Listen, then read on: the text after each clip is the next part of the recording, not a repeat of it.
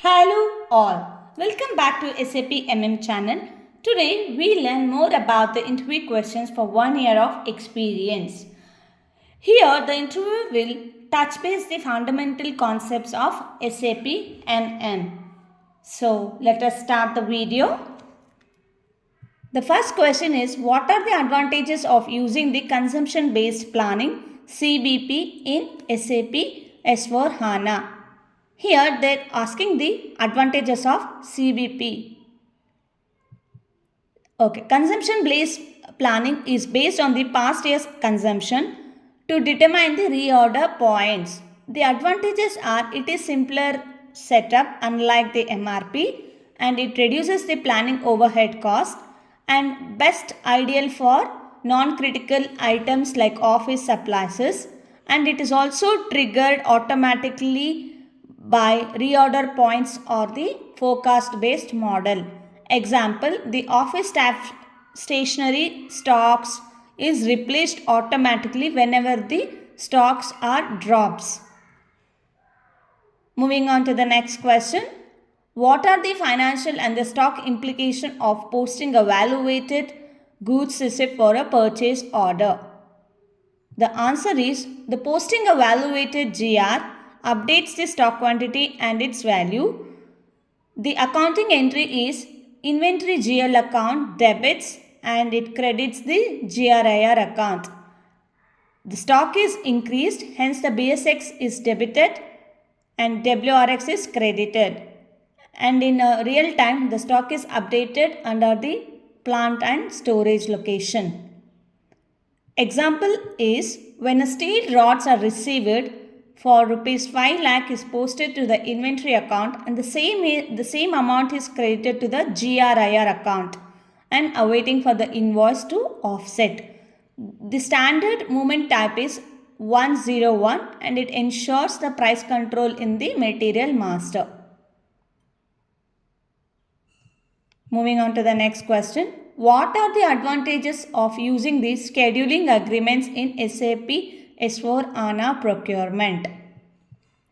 The answer should be the scheduling agreements, that is SA, streamlines the repetitive purchases by reducing the transactional workloads and it enables the just-in-time deliveries, eliminating the repeated PO creation, and also it supports the material requirement planning, that is MRP. It supports the MRP views and also it reduces the burden on the stock or inventory, unlike the other normal invoices. Like the standard procurement happens, goods will be received and we have to wait for them to take it to the production or the process orders, or depending upon the business scenarios it has to be in the stock. But here in scheduling agreement you don't have to keep the stock for a longer time, it is just in time deliveries. This will reduces the warehouse management cost and reduces the other transactional workload too. The real-time example is an auto parts plant uses the scheduling agreements for a daily supply of bolts and nuts, and thus it reduces the PO efforts and it also enhances the vendor coordination. You should use the T code ME31L to create and to maintain the scheduling the delivery dates. Use the T code ME38. So to creation of the scheduling agreement is ME31L and to maintain the delivery schedules, that is ME38. Moving on to the next question. What information is maintained in the source list and how does it control the procurement in SAP S4 HANA? The source list that can be created using the T code ME01 determines the valid source of supply for a material at the plant. It includes the vendor number, validity period, procurement type, whether it is in a scheduling agreement or the normal contract, or it is a fixed source indicator or the blocked source indicator, and so on. When source list is mandatory, by configuring the material master or the plant settings, the POs cannot be created without a valid source of entry. This will enable the streamline, and it will also streamlines the procurement process and have a compliance on it. Example, a food company restricts the tomato sourcing to a fixed vendor using a source list to prevent the unauthorized procurement. And it also should not hamper their production. And it also activates the source list requirement in the material master to enforce the compliant vendor selection. It forces the procurement person or the procurement personnel to activate the source list requirement in the material master.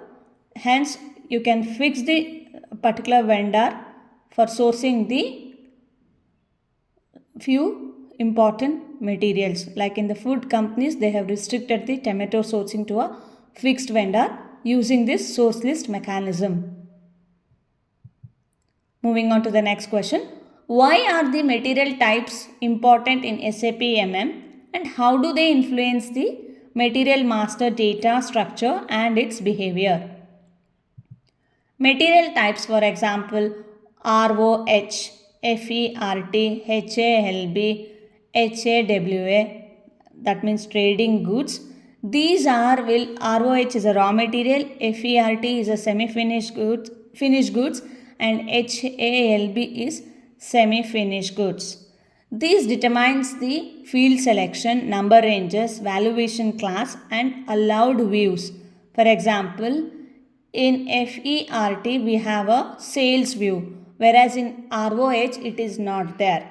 They control the behavior of the material across the MM, and the SD modules too. For example, the raw materials ROH is set up with the mandatory purchasing views, while the finished goods FERT requires the sales views. Depending upon the business scenarios, the ROH need not have the sales view, whereas FERT requires the sales view. Moving on to the next question. What is the differences between intra-company and inter-company STO in SAP S4HANA? This is a repeatedly asked question. Intra-company STO is the stock movement between the plants of the same company code, the same legal entity, but different plants. This is called intra-company STO. No billing occurs, only the goods movement and delivery are processed. Whereas in intercompany STO, the stock movement between the plants of a different company codes. Here, for example, there are two different company codes, like company code 1000 and the other company code is 1100, and the goods will be movement happens between these two company codes. Hence, it requires the delivery, goods issue, billing and invoice posting with the valuation and the financial entries at the both the ends, like supplying end and as well as the receiving end. SAP S4HANA enhanced this by integrating the SD and the MM into a more seamlessly for intercompany STOs. Example, transferring the stock from Mumbai plant to Delhi plant with the same company code is called intra-company STO. From India plant to the US plant, different company codes, this is equals intercompany STO.